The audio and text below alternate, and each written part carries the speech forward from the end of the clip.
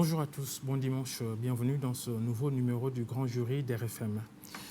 Quelle vitesse que celle qu'a prise le nouveau coronavirus dans ce tour du Sénégal. Le Covid-19 est installé dans notre pays depuis maintenant 2 mois. Le ministère de la Santé a d'ailleurs fait l'évaluation hier, samedi. Pour atteindre 500 cas communautaires, il a fallu 53 jours et puis l'accélération. En une semaine, le Sénégal dépasse la barre des 1000 infections. Les régions les plus touchées, entre autres Dakar, Diourbel, le Baol, c'est le lieu de naissance de notre invité, le docteur Marie-Khemesse Ngom Ndiaye. Bonjour, docteur. Bonjour, M. Fall. Merci d'avoir accepté notre invitation. Avant d'aborder l'état de l'épidémie au Sénégal, nous allons davantage faire connaissance avec ce visage souvent masqué et qui vient pratiquement tous les jours nous donner des nouvelles de l'évolution de l'épidémie dans notre pays. Docteur Marie-Khemesse Ngom, vous êtes la première femme à être nommée au poste de directeur général de la santé publique, une fonction que vous occupez depuis octobre 2017. Et c'était une révolution, ça. Merci beaucoup, M. Fall, déjà pour cette invitation. À 2 mois de l'événement, mais également de l'avènement de la pandémie Covid-19 dans notre pays, le Sénégal, il faut dire que le premier cas a été notifié le 2 mars 2020. Cela m'a trouvé directeur général de la santé publique. Du coup, donc, comme vous voyez bien dans la note, président du Comité national de gestion des épidémies, qui date de très très longtemps. À l'époque, il s'appelait Comité national de lutte contre le choléra. Parce qu'à l'époque, il faut dire que c'était un problème réel de santé publique.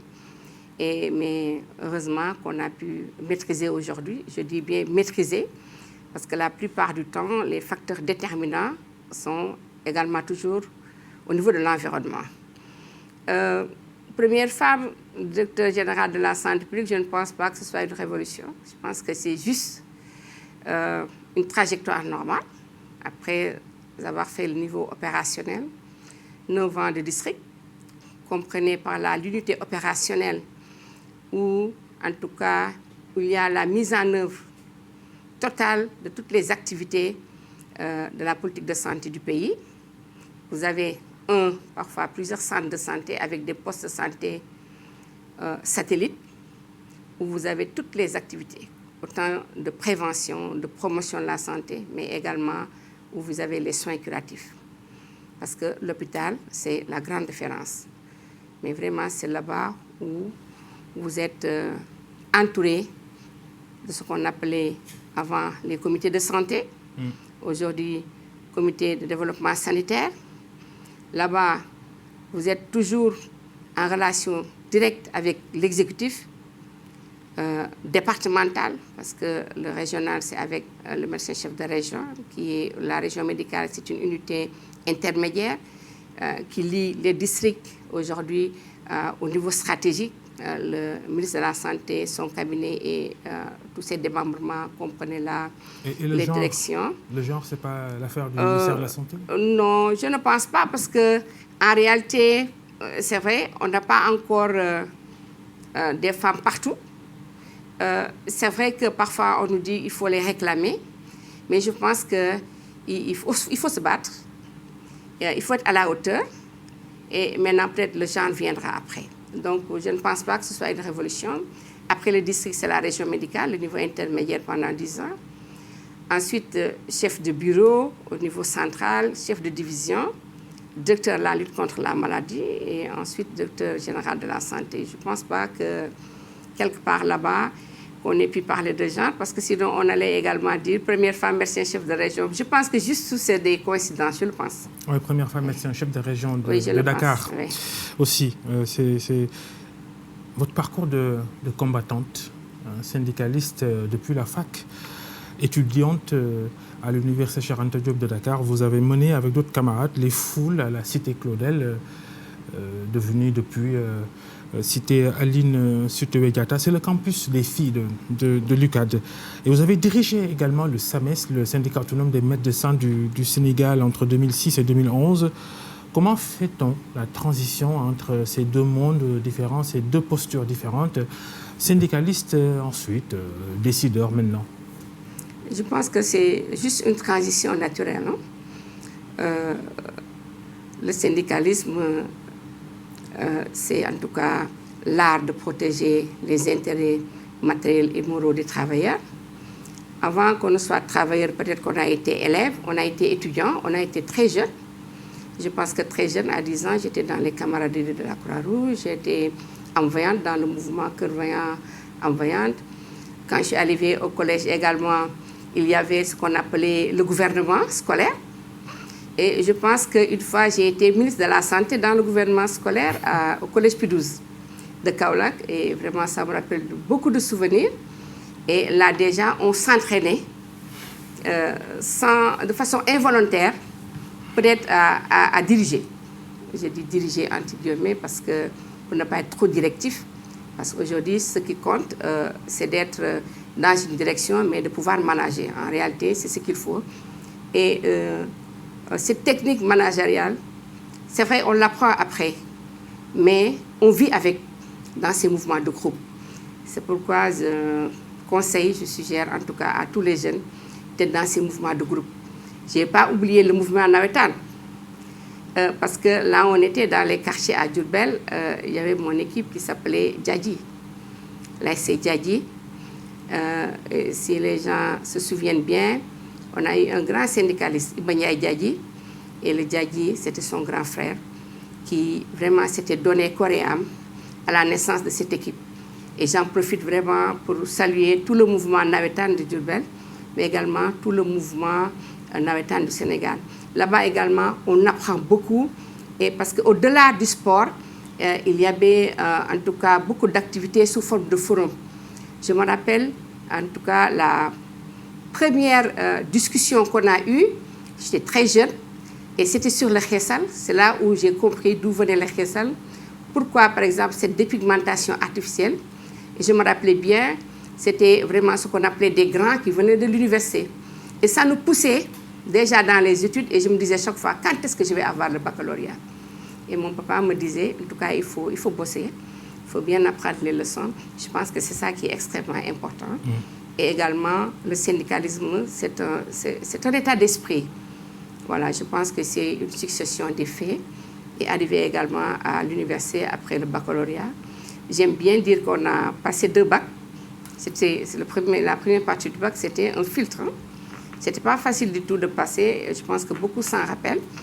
On a fait les 2 bacs et on est venu à l'université, particulièrement à la faculté MIS de médecine, pharmacie et d'odontostomatologie, où également, au-delà des études, l'encadrement nous poussait à faire beaucoup de sport, à faire beaucoup d'activités, comme je disais, extramuros.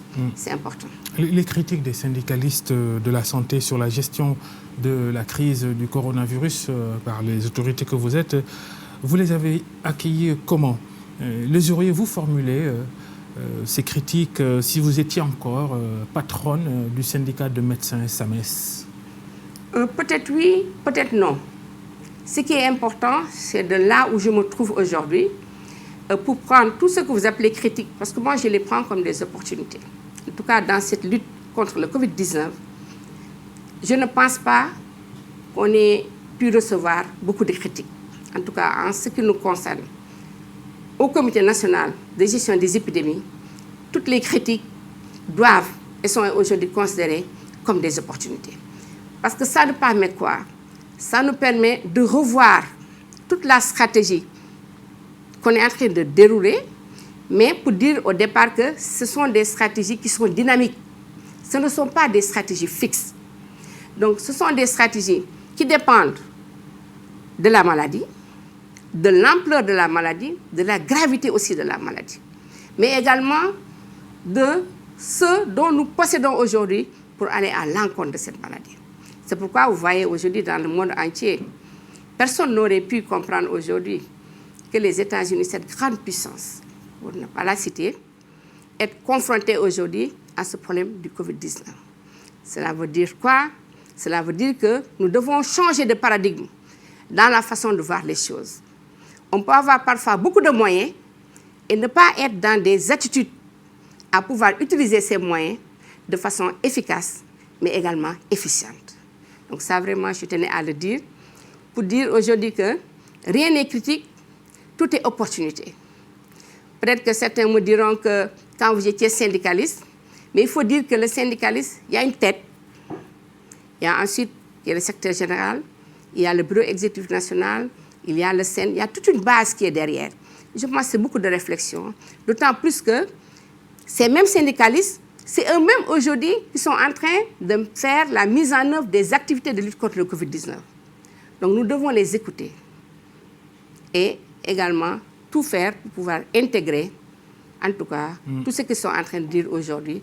Je ne trouve pas de mal en cela. Ouais. Docteur Marie Khemesse Ngom, vous êtes sortie diplômée de la faculté de médecine de l'université de Dakar en 1991. Et de votre sortie, vous êtes nommé médecin-chef adjoint du district sanitaire de Thiès. Est-ce que c'est courant ça dans votre monde de médecin du Sénégal, du ministère de la Santé?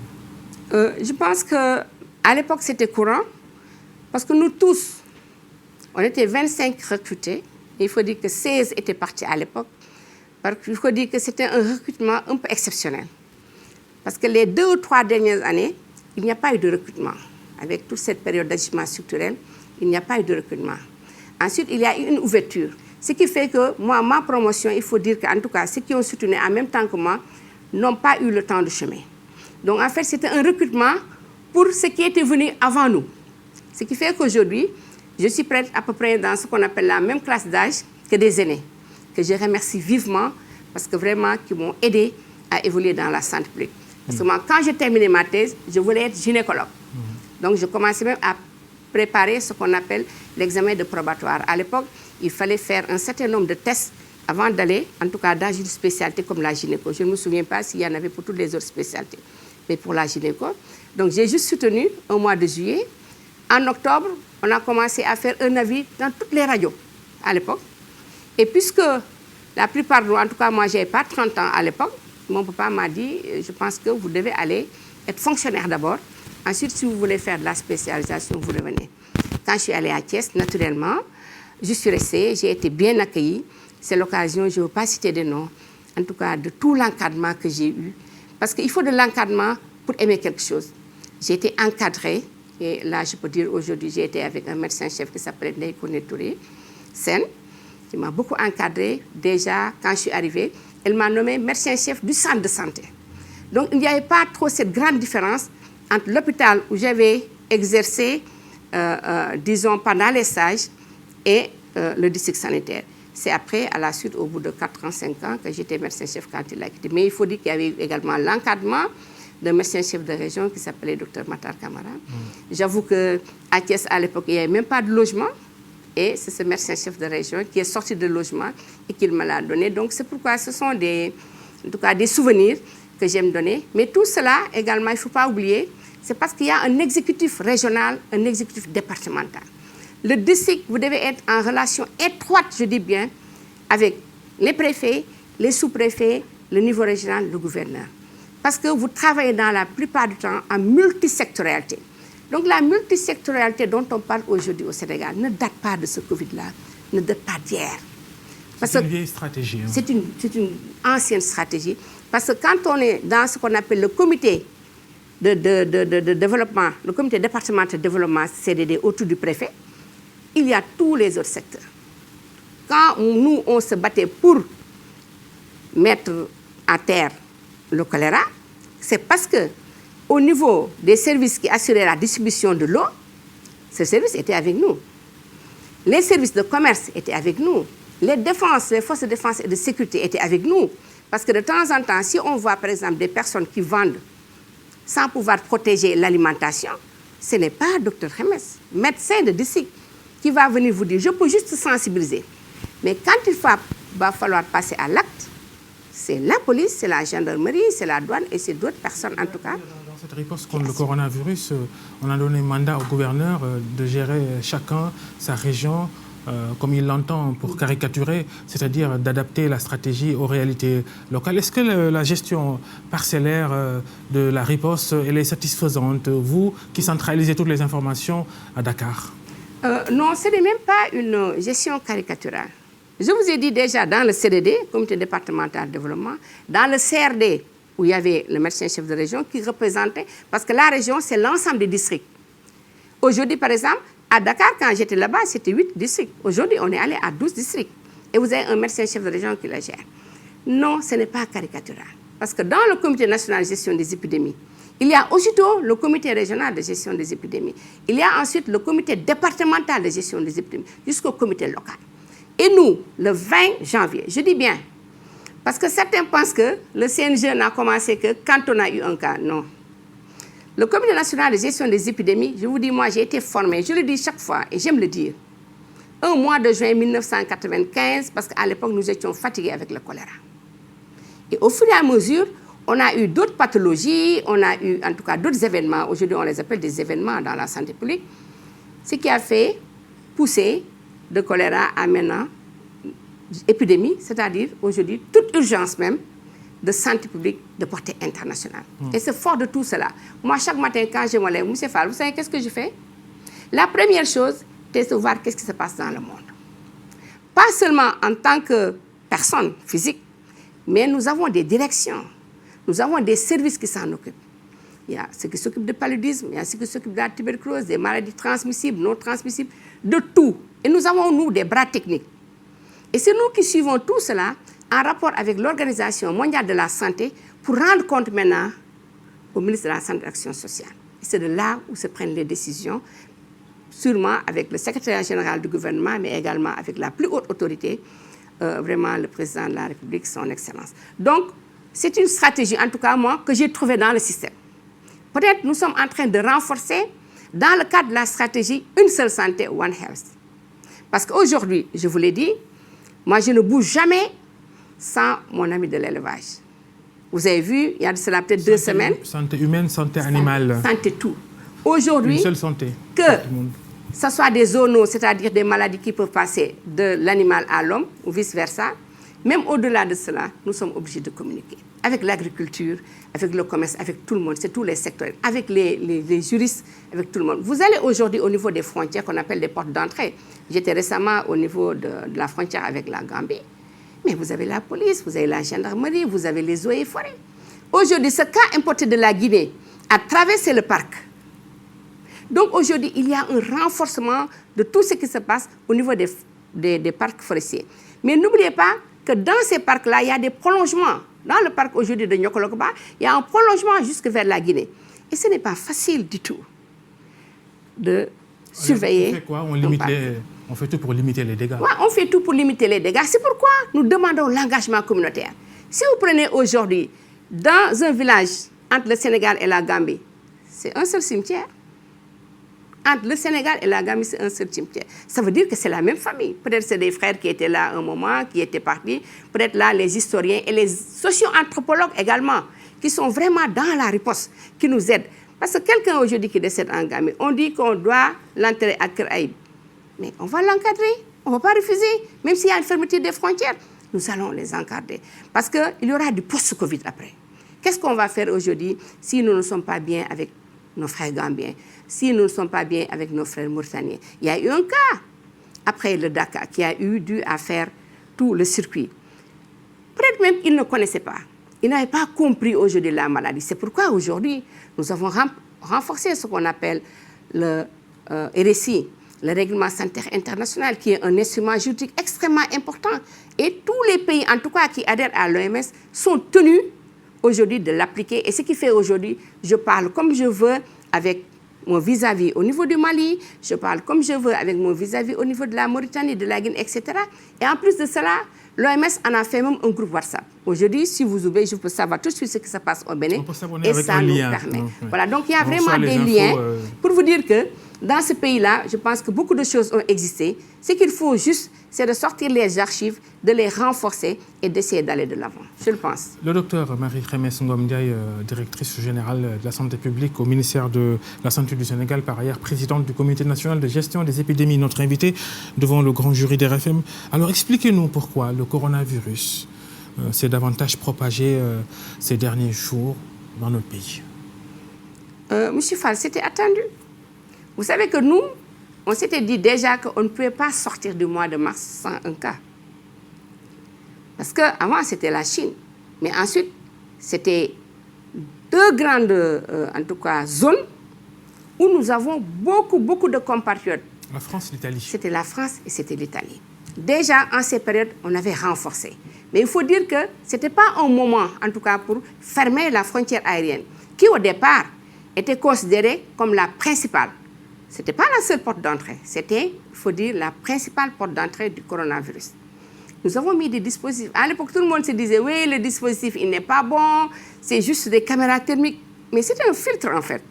C'était juste un filtre, parce que parmi les manifestations, en tout cas, de cette maladie, la fermeture tardive nous a été fatale. Elle n'a pas été tardive. Vous n'étiez pas dans le dispositif. Et peut-être que même si vous y étiez, vous n'étiez pas expert en cela. C'est un groupe multisectoriel. Aujourd'hui, M. Fall, ce qui est sûr et certain, on me dit même, il y a parmi vous quelqu'un qui est bloqué là-bas. Il ne doit pas être heureux du tout. Et à l'époque également, il fallait évaluer tout cela. Si vous voyez bien, on a pris la décision un week-end et on a attendu le mercredi, peut-être pour permettre même à certains voyageurs de pouvoir rentrer. Mais jusqu'à présent, les avions viennent. L'autre jour, j'ai entendu quelqu'un dire peut-être qu'on a fermé la frontière aérienne, on n'aura plus de cas importés. Mais si, on n'a pas fermé tout l'aéroport. Il y a le fret, il y a les cargos, mais également les vols spéciaux. Il y a des Sénégalais. Le ministère des Affaires étrangères des Sénégalais de l'extérieur est en train, en tout cas, de s'organiser pour ceux peut-être qui veulent venir. Des gens qui viennent de Turquie, là. Tout le monde. Il y a des gens qui viennent de Turquie, il y a des gens qui viennent des États-Unis, mais il faut dire que ce sont des vols bien organisés. Mais maintenant, nous, notre stratégie, c'est-à-dire personne ne sort pour aller en famille. Tout le monde, j'ai dit même l'équipage, si vous sortez de l'aéroport, vous êtes directement mis en quarantaine. Et là, il faut saluer en tout cas l'appui du ministre de la Santé et de l'Action sociale et également à tous ses homologues ministres et du président de la République parce que c'était très difficile au départ. On mettait des personnes en quarantaine chez elles, mais qui arrivaient à sortir.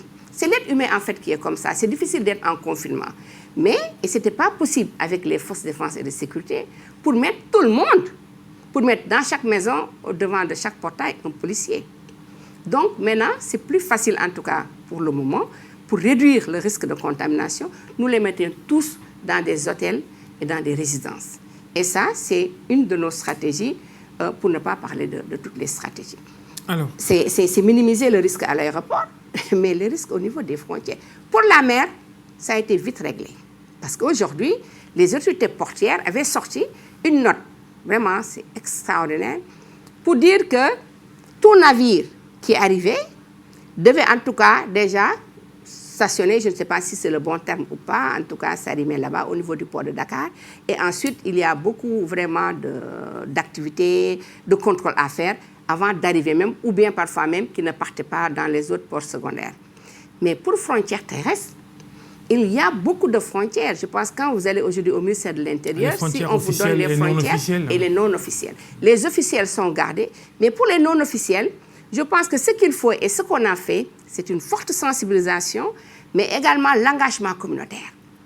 Il faudrait que les populations comprennent, aujourd'hui nous venons de voir ce qui se passe dans une région, les jeunes se sont organisés de telle sorte que, et de façon non violente, encore je dis une fois, que quand il y a un étranger qui arrive, et nous sommes tous des Sénégalais, qu'on lui explique d'où vous venez, est-ce que vous êtes au courant de la maladie, voilà ce que vous devez faire, nous vous mettons en quarantaine, on appelle les autorités sanitaires, et on vous met en quarantaine, et le compte est bon, et sans violence. Je pense que c'est ce que nous allons continuer, et en réagissant à notre stratégie, parce que je pense que vous avez dû entendre, monsieur le ministre, ce matin, donc autant nous étions, malgré le nombre de tests qu'on faisait, nous sommes au-delà de 1000 aujourd'hui.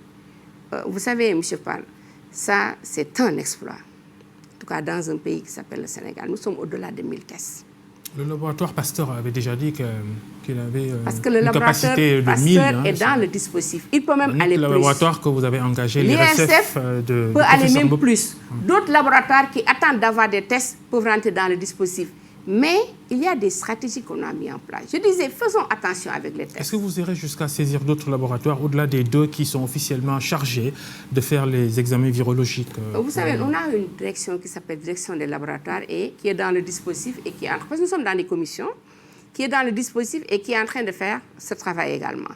Mais je vous dis encore une fois, avec le coronavirus, c'est de la haute sécurité, pour ne pas dire de la haute biosécurité. Vous allez aujourd'hui au niveau de Pasteur, vraiment vous allez être émerveillés. Vous allez au niveau de l'IRSF également, la même chose. Il y a le matériel, il y a le personnel, mais parfois il se pose le problème des tests. Si vous ouvrez la radio, vous allez entendre, on va vous dire, mais les tests diagnostiques rapides, nous en avons. Nous avons beaucoup d'offres. Mais pour la plupart des tests également, il se pose un problème de sensibilité. Et même ces fournisseurs, ces prestataires sont dans les dispositions également pour en apporter davantage. Les tests offerts par la Chine, vous ne les jugez pas fiables? Vous savez, il y a un grand diplomate de la Chine qui me disait, si vous allez aux États-Unis, également les bonnes choses sont faites par les Chinois. Je ne sais pas si c'est réalisé ou pas. On ne peut pas avoir cette stigmatisation en disant que la Chine ne fait pas de bonnes affaires. Non, la question c'était, est-ce que vous avez utilisé ces tests offerts par la Chine? On peut les utiliser, comme on peut en utiliser d'autres. Je peux porter un habit qui vient de la Chine, comme vous aussi, de Thaïlande ou d'ailleurs. Je pense qu'aujourd'hui, nous sommes vraiment dans une coopération qui est toute une diplomatie qui est très bien organisée. Je pense que le Sénégal n'a pas ce complexe-là. Il y a beaucoup de Sénégalais qui se demandent si on n'a pas plus de cas qu'on en déclare officiellement. Vous en dites quoi? Vous savez, aujourd'hui, moi-même, là, si je cache le coronavirus, ça va être très fatal. Parce que c'est un agent pathogène qu'on ne connaît même pas très bien encore, mais qui se développe avec une vitesse extraordinaire, qui fait des mutations. En tout cas, aujourd'hui, tous les grands chercheurs de ce monde, et les Sénégalais en font partie. Nous avons vraiment de grands chercheurs qui, même avant même que la maladie ne soit déclarée au Sénégal, étaient déjà dans cette recherche-là. Donc, je pense qu'on n'est même pas dans les dispositions pour dire qu'on a peu de cas alors qu'on en a plus. Je vous dis une chose. Peut-être ce document n'est pas avec moi aujourd'hui, mais j'ai bien le chiffre en tête. Si son Excellence, avec toute l'équipe, le gouvernement, n'avait pas pris ces décisions, qu'on appelle des décisions de contingence, on serait aujourd'hui avec des calculs bien précis sur plus de 2 millions de Sénégalais contaminés. Ça, ce sont des calculs. Vous les apportez à des pourcentages pour avoir le nombre d'hospitalisés qu'on va avoir. Vous les rapportez à des pourcentages pour avoir le nombre de cas graves, pour pouvoir dire combien de respirateurs il nous faut. Je pense que nous ne sommes pas dans de l'approximation aujourd'hui. Nous sommes dans des calculs très clairs.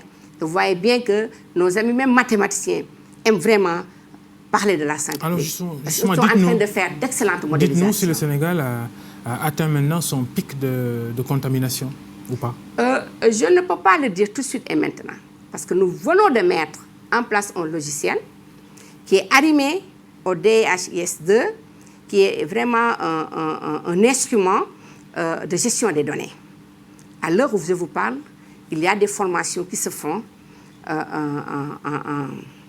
avec les nouvelles technologies de l'information et de la communication. Déjà, les documents sont disponibles au niveau de toutes les régions et au niveau des centres de traitement. Peut-être qu'en ce moment, avec le lot d'informations qu'on aura et de données, nous pourrons vous donner de façon exacte quand est-ce qu'on aura le pic. On l'a approximativement, mais veuillez attendre jusqu'à peut-être dans maximum une semaine à 10 jours. Dans une semaine. Voilà. En tout cas, nous sommes dans une phase ascendante. On souhaite atteindre le pic, parce que comme vous le savez, quand on est dans un pic, ce qu'il faut après, vraiment, c'est une descente. Et on aimerait bien que cette descente également soit bien maîtrisée. Alors, vous êtes dans les calculs, vous dites que vous n'êtes pas dans de l'approximation. Le Sénégal va avoir approximativement combien de cas de coronavirus?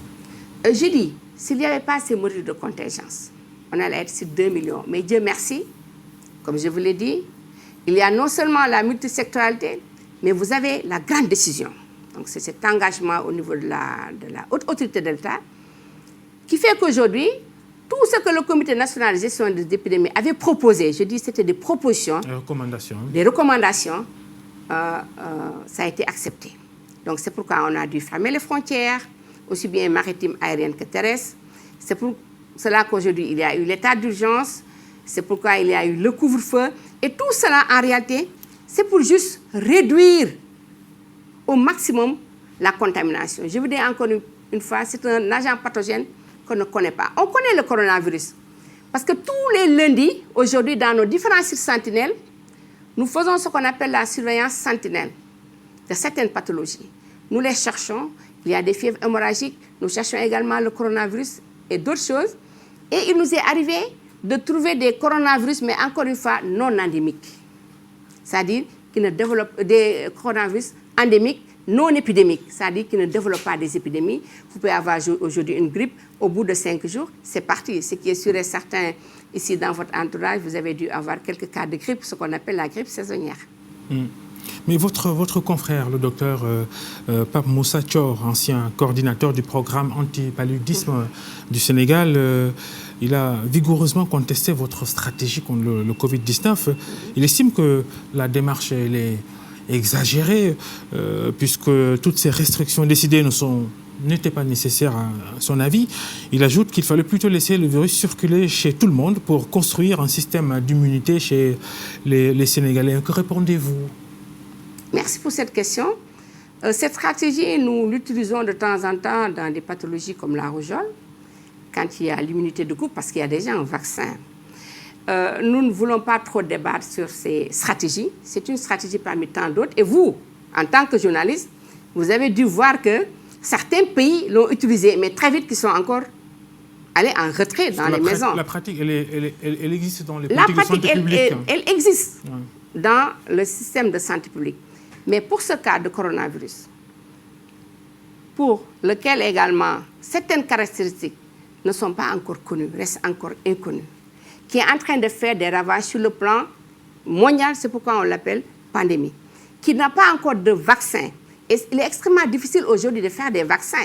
Il l'a bien dit, parce qu'il dit que le vaccin, en fait, c'est un virus qu'on a atténué. C'est un virus qui était vivant, qu'on a atténué. Mais on n'a pas encore de vaccin. Il y a également un autre fait. Hier, j'étais avec l'ensemble des cliniciens au niveau des centres de traitement. Mais qu'est-ce qui se passe? Monsieur Fall, nous avons des cas de recontamination. C'est-à-dire des patients qui étaient déjà guéris, déclarés guéris, mais qui sont revenus. Et aujourd'hui... Vous en avez combien? Je n'ai pas le chiffre exact, à peu près peut-être 4 ou 5. En tout cas, on connaissait le cas de Ziguinchor, du Cap Skirring.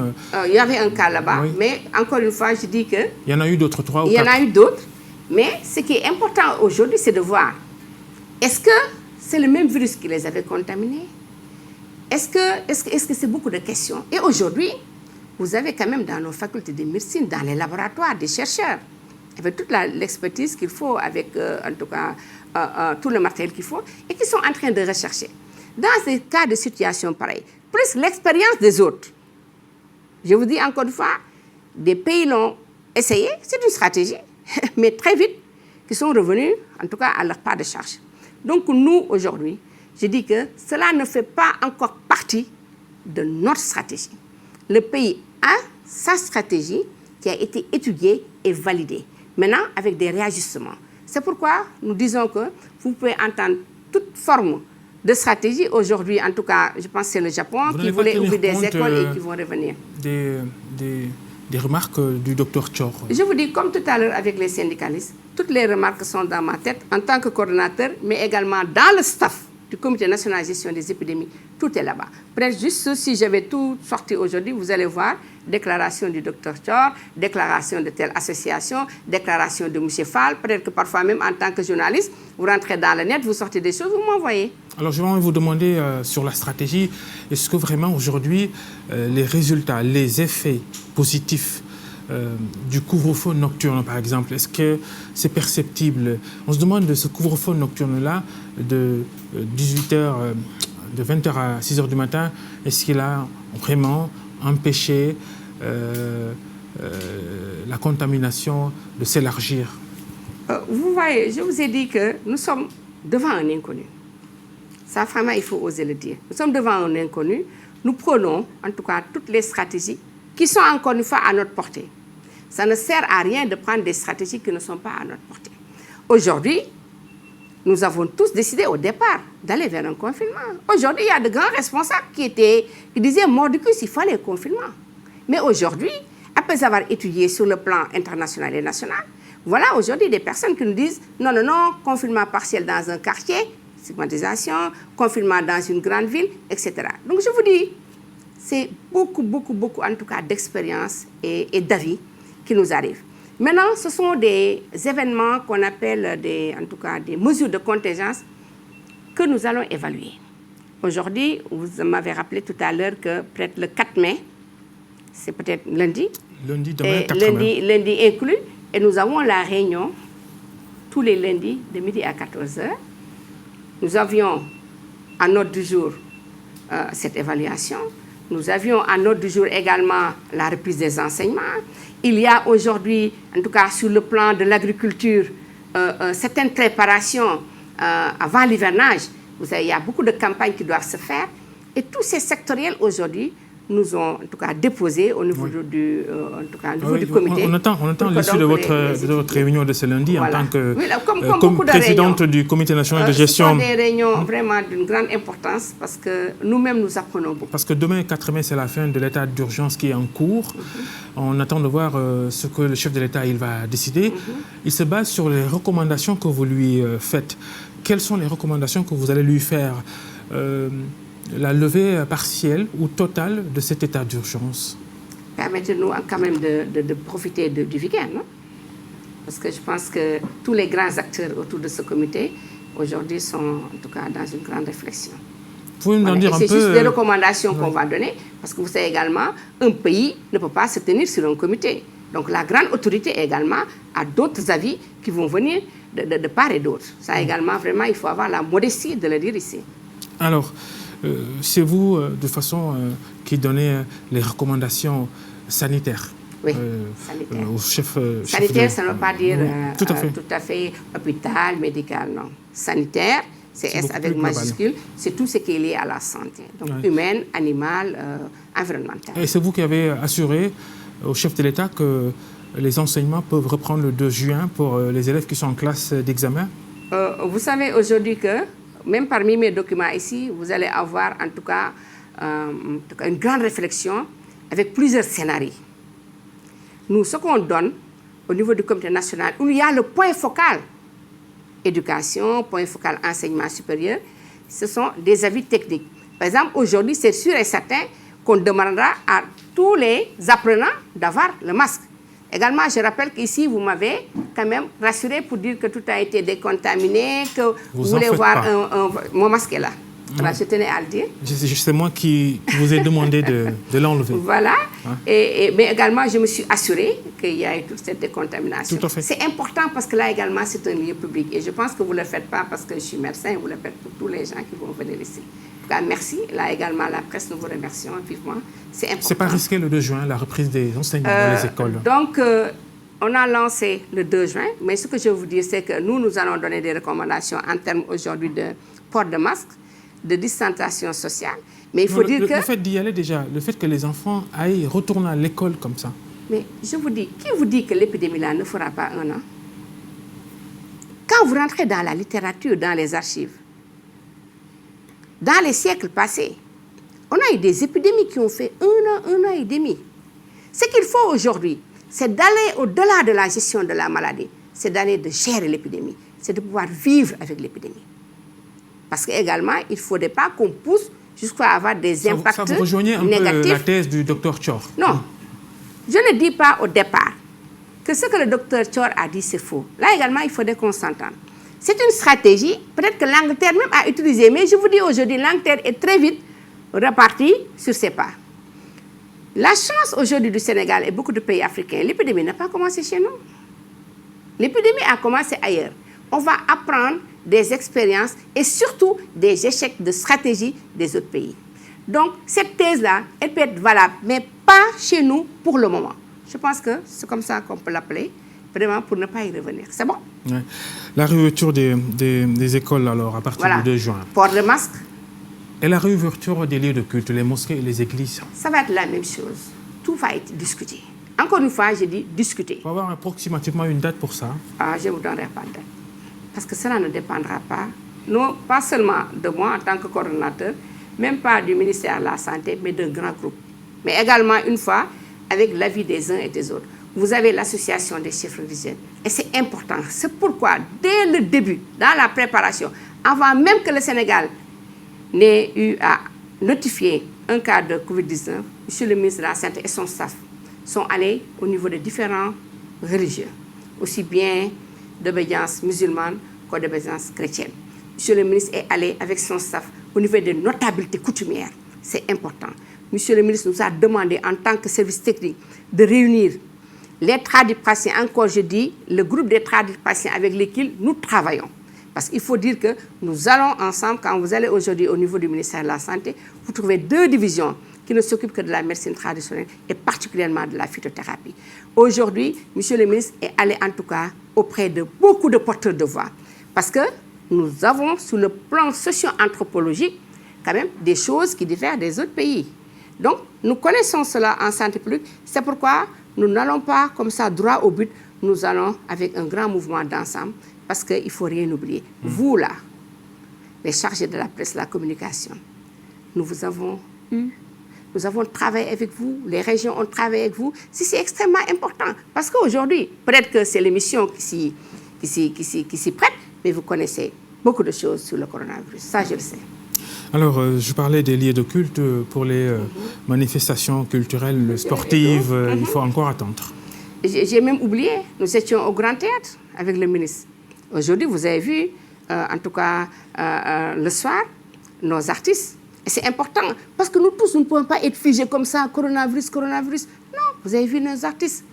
Quand ils parlent de coronavirus avec tout cet humour-là, c'est important pour les jeunes. Et certains même nous disaient qu'il faut des bandes dessinées, il faut beaucoup de choses. Je vous dis, peut-être qu'on ne pourra pas tout faire pendant cette épidémie, mais nous pensons qu'au post-Covid, nous aurons beaucoup changé. Nous parlions de la culture et des sports, ce qui nous permet d'aborder le cas Khalilou Fadiga, l'ancien international sénégalais de football actuellement mis en quarantaine à Tambacounda, cette ville de l'Est du Sénégal qu'il a ralliée en provenance du Bénin via le Mali par la route. Comment a-t-il pu entrer sur le territoire sénégalais alors que les frontières sont fermées? A-t-il bénéficié d'une dérogation, pour ne pas dire d'une faveur? Peut-être pas spécialement. Vous avez entendu l'autre jour, je pense, M. le ministre de l'Intérieur, que nous saluons, que nous remercions au nom de M. le ministre de la Santé, mais à travers lui, vraiment tout le gouvernement, tous les sectoriels. Mais il est sénégalais, M. Fadiga. Il peut rentrer dans le pays. Mais je vous dis, dès qu'il rentre, il est en quarantaine. Vous là, vous allez aujourd'hui hors de Dakar, vous revenez, vous êtes en quarantaine, ou bien arrivez à Touba, on vous met en quarantaine. Maintenant, si vous le faites dans la clandestinité, je dis qu'après, vous aurez affaire peut-être aux forces de l'ordre. Mais si vous entrez par la voie normale, vous êtes sénégalais, vous rentrez. Il faut dire que ce ne sont pas des mesures aussi draconiennes. Lui, il est rentré du Mali, alors que d'autres Sénégalais sont toujours bloqués à d'autres frontières. Les Sénégalais qui sont bloqués dans les frontières, en tout cas, si je prends la frontière au niveau de Saint-Louis, très tôt, M. le gouverneur et tout son staff les avaient déjà mis quelque part en quarantaine. En tout cas, nous avons notre point focal du ministre des Affaires étrangères. Ceux qui n'ont pas pu traverser encore. Mais ceux qui n'ont pas pu traverser également, peut-être que ce sera dans le lot de ce qui va arriver après. Il y aura toujours des malheureux, ça il faut le dire. Mais ce qu'on doit éviter aujourd'hui, c'est de durcir jusqu'à ce qu'on ait d'autres impacts aussi négatifs. Khalilou Fadiga, il a brandi un certificat médical qui le dit négatif au Covid-19. Vous n'avez pas tenu compte de ça, vous le mettez en quarantaine? Je vous dis, la quarantaine ici, vous savez pourquoi on dit quarantaine? C'est du temps de la peste. Donc les gens étaient isolés pendant 40 jours. Je pense qu'aujourd'hui, les gens ne se souviennent pas pourquoi Lazaret de Rufisque, là, il s'appelle Lazaret. Il y avait à peu près quelques lazarets dans le pays. Presque certains ne se souviennent pas de ce qu'on appelle les centres trypanos. C'était par rapport à la trypanosomiase, la maladie du sommeil. Malheureusement, dans beaucoup de régions, ces centres ont été construits. Je pense qu'après ce Covid-là, les responsables sauront que dans des hôpitaux, dans des centres de santé, on doit toujours avoir de l'espace. Ici, à l'hôpital de Fann, je me rappelle en 1986, c'était des lits picots qu'on mettait, c'était des tentes.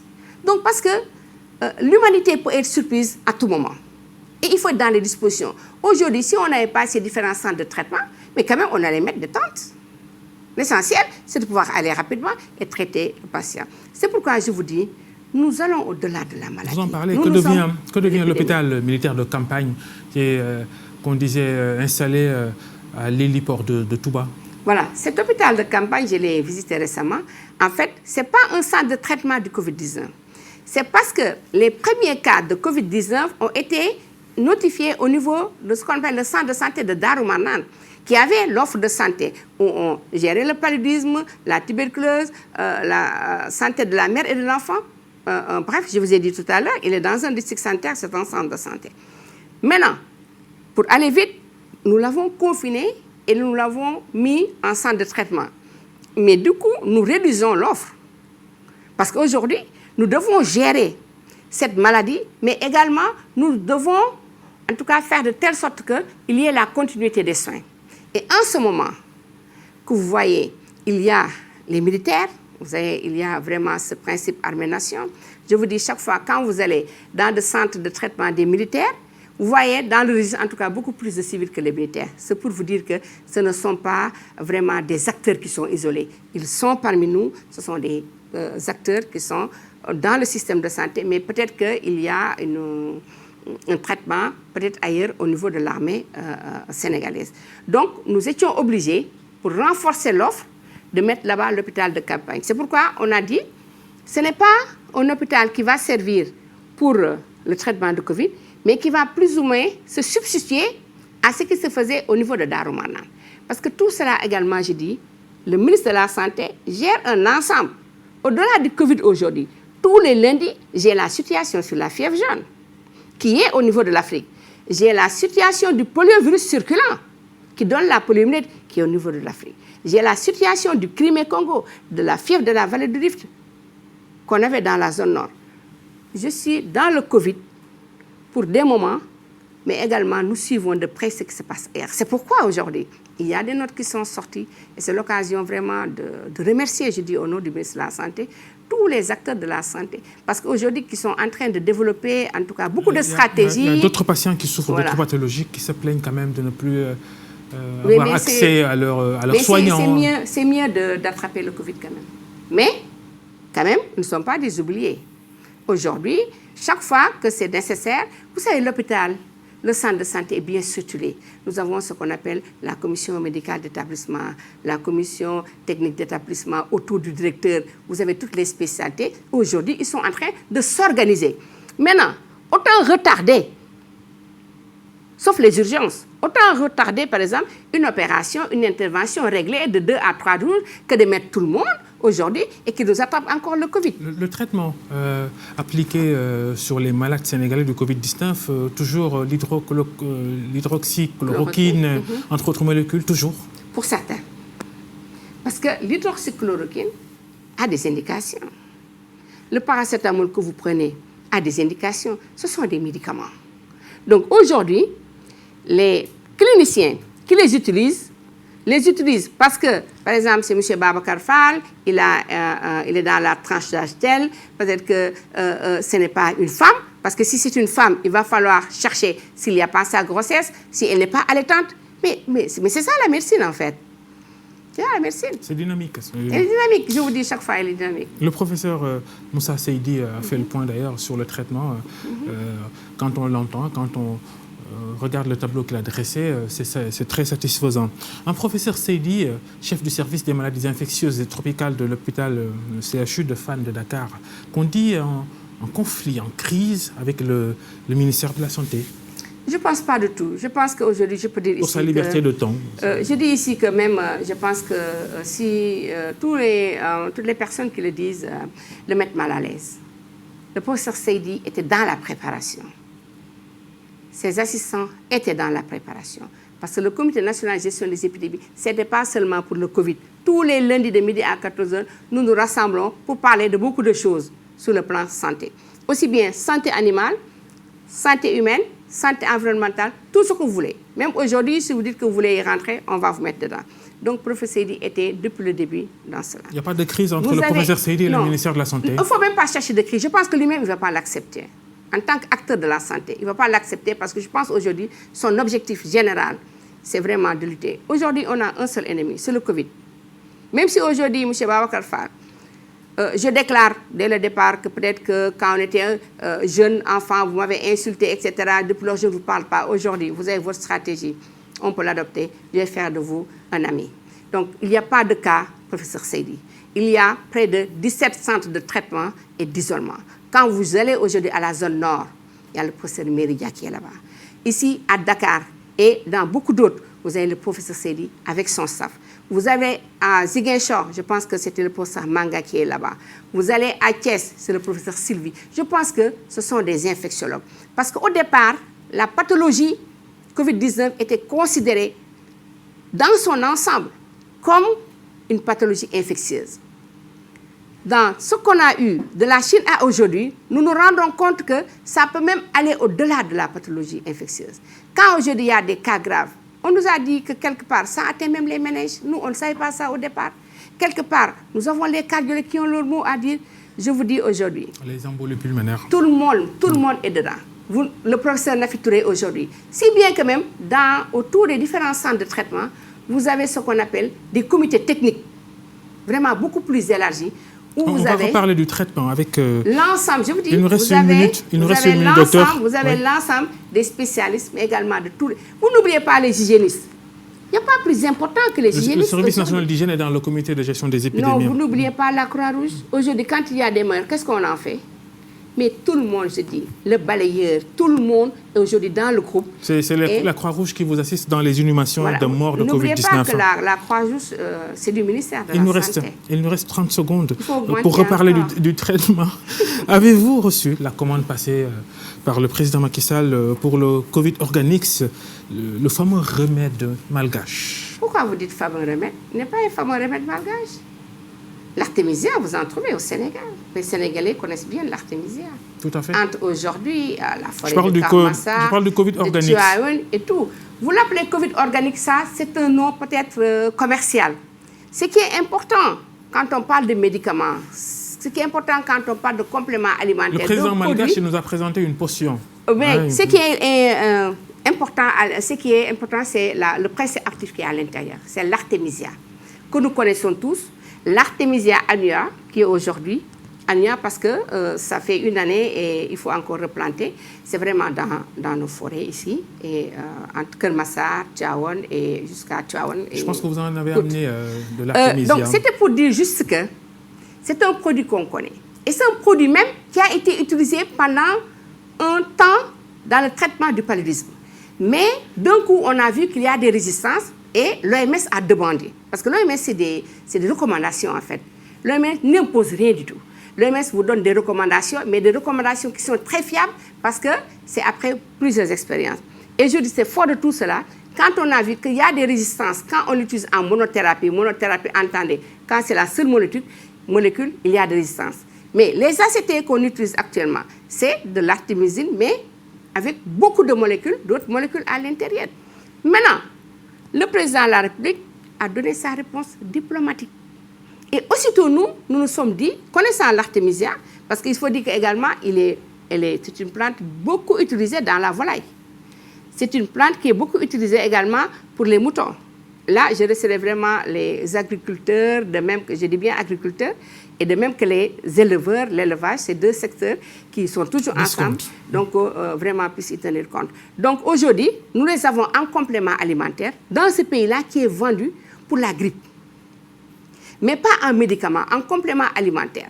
Parce que c'est M. le Président de la République également qui a mis en place des commissions qui aujourd'hui, si on veut aller en salle de médicaments, doivent se réunir et le travail a déjà commencé. C'est la direction de la pharmacie du médicament, c'est le comité éthique, c'est la commission du médicament, c'est la commission également de pharmacovigilance. Vous avez entendu M. Seydi aujourd'hui, le professeur Seydi, il a parlé des effets indésirables. Ça qui les gère, c'est ce qu'on appelle la commission de pharmacovigilance. Parce que vous, aujourd'hui, je ne suis pas sûre que si je vous donne un sérum antitétanique, si je pique aujourd'hui, vous n'allez pas mourir. Je ne suis pas sûre. Donc, en vous piquant, en voulant vous piquer, je dois faire attention. Parce qu'il y a des personnes, dès que vous piquez, ils tombent. Donc, ce qui est important aujourd'hui, devant un produit, de voir qui est Babacar Fall. L'interrogatoire, donc, est vraiment, comme on l'a, si les professeurs nous l'ont si bien appris, est d'une extrême un minimum capitale. Dans les protocoles. C'est un minimum. Ouais. Babacar Fall, est-ce que vous supportez la pénicilline? Il y a combien de personnes aujourd'hui qui ne supportent pas la pénicilline? Babacar Fall, est-ce que vous supportez l'aspirine? Est-ce qu'une fois vous n'avez pas bu l'aspirine et que vous avez sorti du sang, etc., etc. Donc l'interrogatoire, l'accueil constitue 50% aujourd'hui de nos traitements. Ça, merci. Vraiment, il faut le savoir. Merci, docteur Marie-Khemesse Ngom Ndiaye, d'être passée devant le grand jury des RFM. Vous êtes la directrice générale de la santé publique au ministère de la Santé et par ailleurs présidente du comité national de gestion des épidémies. Merci à tous de nous avoir suivis. Merci. Un grand remerciement aux équipes techniques, Pape Samba, Mansour, Justine, Abdou. Bon dimanche, bonne fin de semaine, bonne suite de Ramadan.